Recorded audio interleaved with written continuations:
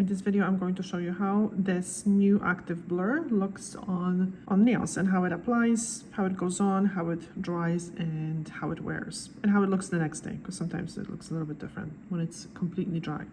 Okay, so the color is like a cool, light, milky pink. It's, I have to say, beautiful. And in a couple of days, I'm going to also compare the other active polishes. All right, so let's polish. I wiped my mom's nails already with the prep. And this product goes on without base coat and without top coat. So it's meant to be almost like a 2-in-1 or 3-in-1. And it is supposed to dry matte. So I had some YouTube viewers that were saying that it's matte. So you have to use it with a top coat if you want a shiny finish, which yes, I think, yes, it's drying matte. But I guess that's the whole point, is that it's blur. It's called blur, to blur the surface a little bit.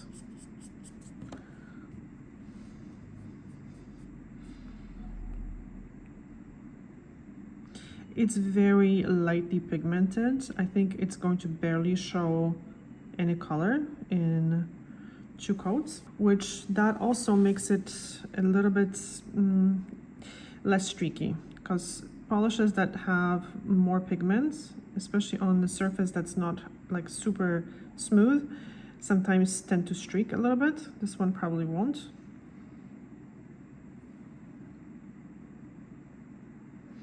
And I guess you could build it up if you want more of a milky look. So you could probably apply it in up to 4 coats, I guess, because this would be the same as the base coat, top coat, and base coat, 2 layers of color, and the top coat.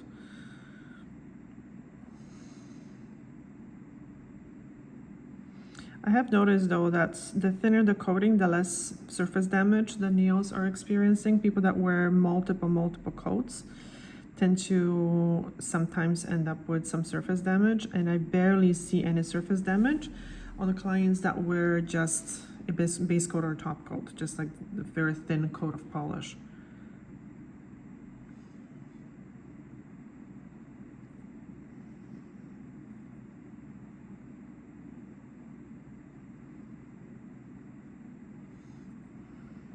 Okay, so this is dry. So this finish, even on 1 coat, I think it would look really good on guys that want a little bit of a blur. Yeah, actually, without the nails looking too yellow, because sometimes with these beige polishes, they look great. It's a great idea, but I think on the nails that are already beige, they end up looking a little bit too yellow. So if you are a guy or someone who wants to have like just a very natural looking nails, don't be afraid of the pink, because it doesn't look pink, it just looks clean. And like I said, sometimes the beigey polishes end up looking a little dirty, in my opinion.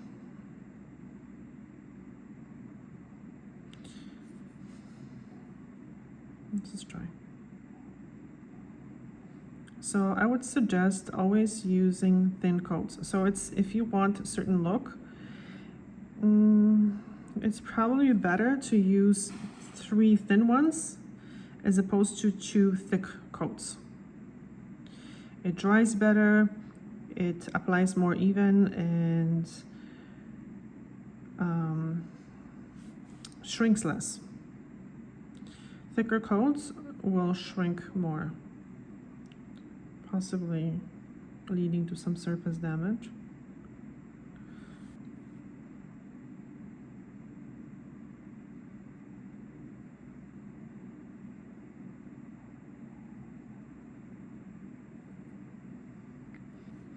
So I think this time we're just going to do as directed and use this in 2 coats. But I think next I'm going to try to use this with a top coat. So 2 coats of the polish and 1 layer of top coat for more of a shiny look.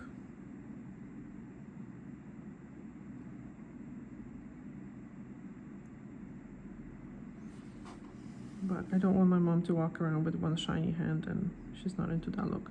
And one, you know, matte blur hand, blurred hand.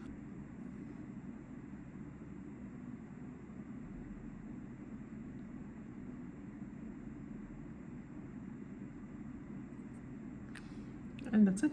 So this took me like, I don't know, 6 minutes. Mind you, it's quicker for me because I polish a little bit quicker. And I think the other hand is looking a little more matte already. Quite interesting finish. But we'll see how it looks in an hour, because it's very difficult to judge these type of polishes right away, because they're always very shiny. And even if the polish is dry, it's not fully dry. It takes a few hours for the polish to fully dry. So it takes a few hours for the solvents to completely evaporate from the nail polish surface. So then the polish shrinks, right? It gets thinner because the solvents evaporate. So then you can see the nail texture a little bit more in a couple hours. This is why at first people are like, oh my God, this looks just like gel. It's so shiny. Yes, every polish is. When it dries, it's another story sometimes. Okay.